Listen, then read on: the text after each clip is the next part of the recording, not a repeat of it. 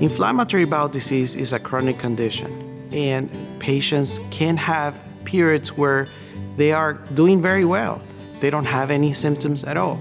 But there are some circumstances when they have worsening of their symptoms, such as diarrhea, blood in the stool, weight loss, and abdominal pain. Patients that have inflammatory bowel disease can have different types of the same condition.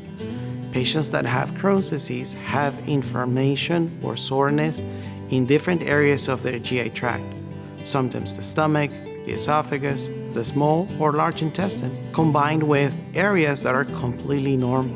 Patients with ulcerative colitis typically have inflammation throughout the length or some portions of the large intestine or the colon. However, there are many patients that can have what we call indeterminate colitis. Those are the patients that have features of Crohn's and some features like ulcerative colitis. The exact cause of inflammatory bowel disease is unclear. We know that there could be genetic factors, along with some of the foods that we eat, exposure to antibiotics, infections, or stressful scenarios.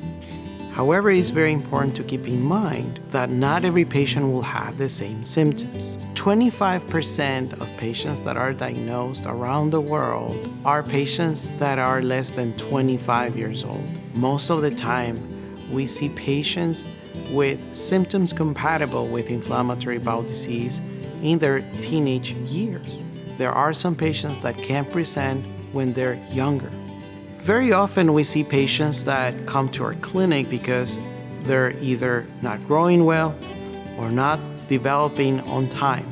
Once they have received treatment, we see that they have the ability to catch up with the appropriate treatments, nutrition, subsequent visit, labs, and evaluation. These patients can have a normal life.